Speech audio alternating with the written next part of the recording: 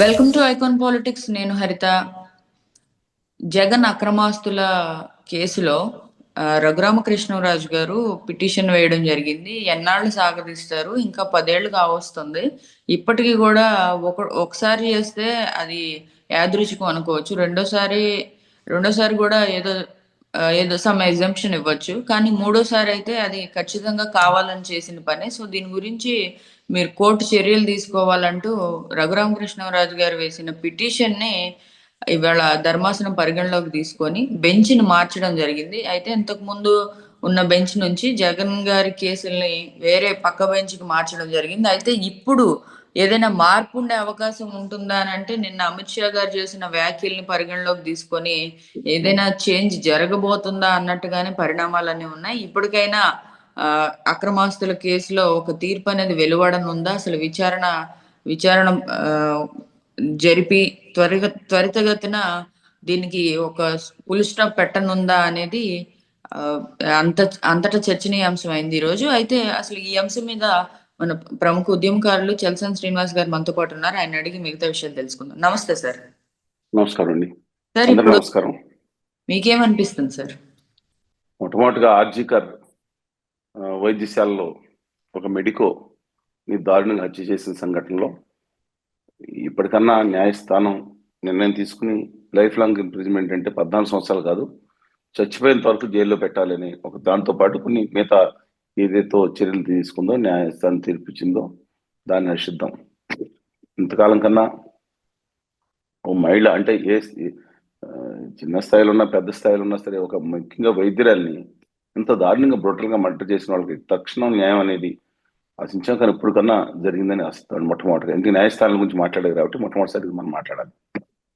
రెండో విషయం, నేను చెప్పినట్లు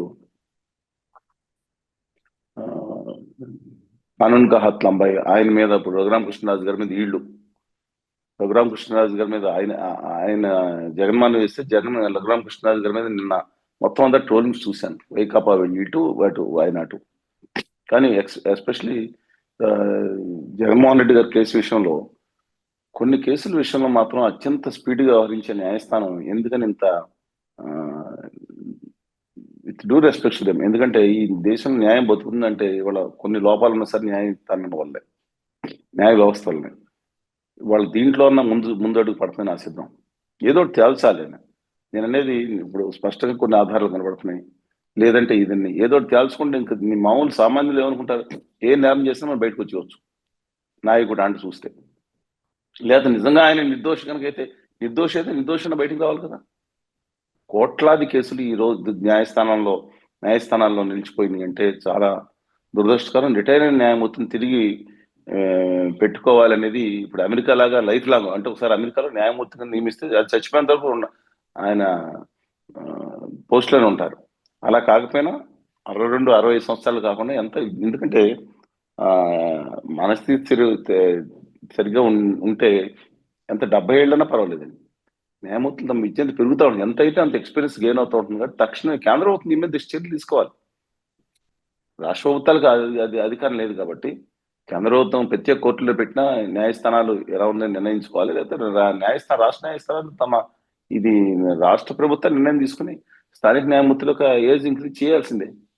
కేసులు తొందరగా పరిష్కారం అవ్వాలి. అందులో భాగంగా జగన్మోహన్ రెడ్డి గారి కేసు కూడా చూద్దాం. తక్షణమే అది విచారణ చేసి ఏదైతుందో న్యాయస్థానాలు నిరపరాధి అయితే నిరపరాధం చెప్పండి, దోష అయితే నేరస్తుడైతే ఖచ్చితంగా శిక్ష విధించాలి.